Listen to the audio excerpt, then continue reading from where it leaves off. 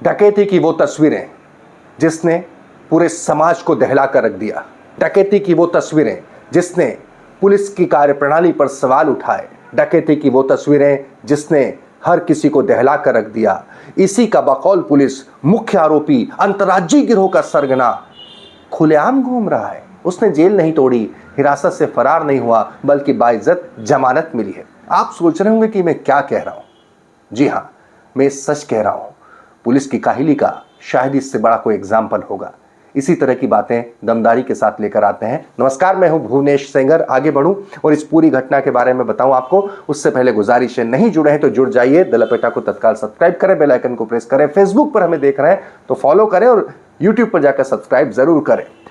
याद होगा, इन तस्वीरों को आपने देखा, हमने भी दिखाया था। दिल दहल गया था जिसने देखा था। 23 फरवरी की वारदात, इसी साल की सावेर रोड स्थित लंदन विलाज में इंडियन ऑयल के डिपो मैनेजर पुष्पेंद्र सिंह के घर पर जिस तरीके से हथियार बंद जो बदमाश लुटेरे डकैत घुसते हैं, सीसीटीवी पूरा वाकया कैद होता है। पूरा परिवार सहमा हुआ बंधक बनाकर रखा जाता है। पूरी मनमर्जी के साथ घर में लूटपाट करते हैं और तो जाते वक्त जो पीड़ित हैं पुष्पेंद्र सिंह की होंडा सिटी कार लेकर फरार हो जाते हैं। ये तस्वीरें तेजी से वायरल होती हैं, हमने भी दिखाई, सारे मीडिया में तस्वीरें वायरल होती हैं। सवाल उठने लग जाते हैं पुलिस की कार्यप्रणाली पर, कार्य क्षमता पर, दक्षता पर। और सवाल एक बात तय हो जाती है कि मध्य प्रदेश की व्यावसायिक राजधानी यानी इंदौर में कम से कम लुटेरों डकैतों के मन में पुलिस का खौफ बिल्कुल नहीं रहा।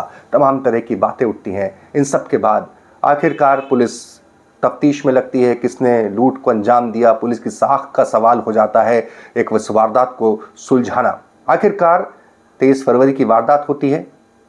1 मार्च को पुलिस दावा करती है कि इस पूरी वारदात को अंजाम देने वाले गिरोह के सरगना सोमला पिता बदन सिंह निवासी कदवाला बोरी को जोबट से, अलीराजपुर के जोबट से गिरफ्तार कर लिया गया है। पुलिस लेकर आती है, अपनी बड़ी पीठ थपथपाती है। तस्वीरों में आप देख सकते हैं पुलिस प्रेस कॉन्फ्रेंस करती है। पुलिस क्या कहती है? पुलिस ये बताती है कि किस तरीके से हमने गिरफ्तारी की है। बड़ी अपनी पीठ थपथाई जाती है। 30,000 रुपए का इनाम घोषित कर चुकी थी पुलिस सोमला पिता बदन सिंह पर। सोमला को गिरफ्तार किया जाता है और इसके बाद कहानी किससे शुरू हो जाते हैं? अखबारों में पुलिस के सोर्सेस से ये बताया जाता है कि कितने बड़े अपराधी को गिरफ्तार किया गया। सोमला बड़ा शातिर अपराधी है, अंतर्राज्यीय अपराधी है, पहले भी वारदातों को अंजाम दे चुका है, बहुत तरीके के साथ छिप जाता है, किस तरीके से इसकी मोडस ऑपरेंडी है, किस तरह से कार्य करने का तरीका है। तो पुलिस अपने आप को ऐसा बताती और जताती है कि हमने इतने बड़े अपराधी को पकड़ने में कामयाबी आखिरकार हासिल कर ही ली।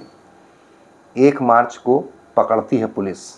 5 मार्च को सोमला बाइज्जत जमानत पर छूट जाता है। आप जमानत पे छूट जाता है, रिहा हो जाता है। आप इस बात को समझिए कैसे होता है। जी हां, 5 दिन तक ये सबसे जो पुलिस के मुताबिक कुख्यात जो आरोपी है, लूट का आरोपी है, शातिर है, आदतन है, वो 5 दिन के भीतर जमानत मिल जाती है। 5 मार्च को अदालत जमानत दे देती है सोमला पिता बदन सिंह को।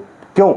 जी हां, पुलिस दरअसल इस पूरे मसले पर न साक्ष्य पेश कर पाती है, न साबित कर पाती है गिरफ्तारी कहां हुई, कैसे हुई। इन सब बातों को लेकर और तो और काहिली की हद देखिए। जब सुनवाई हो रही होती है कोर्ट में, तो पुलिस के आला अधिकारी तक मौजूद नहीं रहते हैं। पुलिस रिमांड चाहिए, क्या वजह ये भी आपको बताऊंगा, लेकिन उससे पहले जरा कोर्ट में उस दिन हुआ क्या ये तो सुनिए।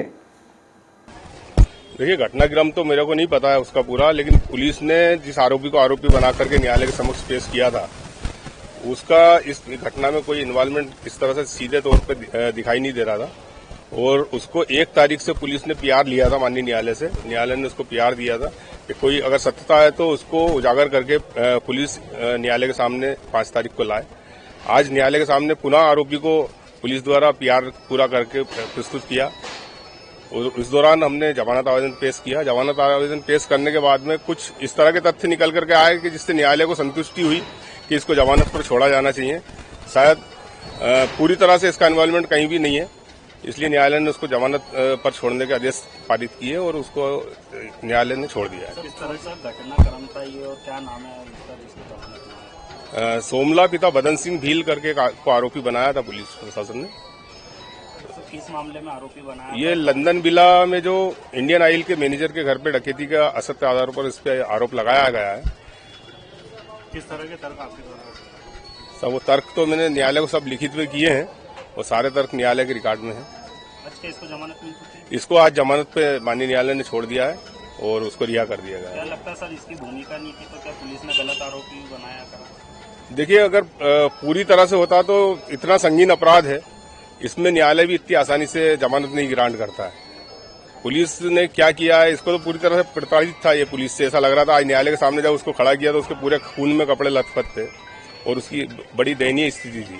तो न्यायालय ने सत्यता को जानते हुए इसको जमानत दी। सर, सीसीटीवी फुटेज जो थे उसके अंदर के दिख रहा था या पुलिस ने जबरदस्ती उसको आरोपी बनाया, ऐसा कुछ मामला सामने आया? देखिए, सीसीटीवी में अगर देखें आप, तो मैंने भी वो सीसीटीवी देखा है कि 3 आरोपी और दिख रहे हैं। तो पुलिस ने अगर इतनी सक्रियता से इस पर कार्रवाई की तो बाकी के आरोपियों को सुना आपने, पुलिस इस हद तक इन्वेस्टिगेशन में काहिली कर सकती है।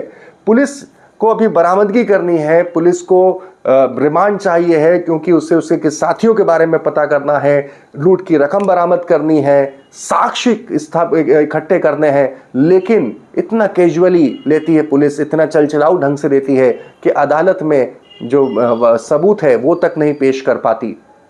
पुलिस इस पूरे मसले पर गिरफ्तारी कहां से हुई, इसमें पुलिस का जो बयान होता है या जो सबूत होते हैं वो उनमें तालमेल नहीं बैठता, ये तमाम बातें होती हैं। दरअसल कहीं भी गिरफ्तारी हुई है, या तो पुलिस इस पूरे मसले पर, पुलिस की कार्यप्रणाली पर सवाल इसलिए उठे हैं क्या कहीं पुलिस ने कोई गलत गिरफ्तारी तो नहीं की, और अगर पुलिस की गिरफ्तारी सही है तो फिर जमानत कैसे हो गई 4 दिनों के भीतर। ये बहुत बड़ा सवाल यह है कि पुलिस इन्वेस्टिगेशन किस तरीके के साथ चलचलाऊ रवैये के साथ करती है। इसी के साथ एक बात और भी साफ हो जाती है कि जिस शहर की पुलिस अगर इस तरीके व रवैये के साथ काम करती हो कि जिसे वो खुद बता रही है कि वो सबसे खतरनाक अपराधी है, सबसे खतरनाक गिरोह का सरगना है, उसे गिरफ्तार करने के बाद पुलिस सबूत तक, साक्ष्य तक, कोर्ट को ये कन्विंस तक नहीं कर पाए और वो आरोपी पहली 4 दिनों के भीतर जमानत पर बाहर हो जाए, तो ये अपने आप में सोचने की बात है कि आखिर मध्य प्रदेश की व्यावसायिक राजधानी इंदौर में लोग जो हैं वो कितने महफूज हाथों में हैं और पुलिस कितनी कार्यकुशल और कितनी दक्ष है, बोलने की ज़रूरत रह नहीं जाती। तमाम खबरों के लिए द लपेटा को सब्सक्राइब करें।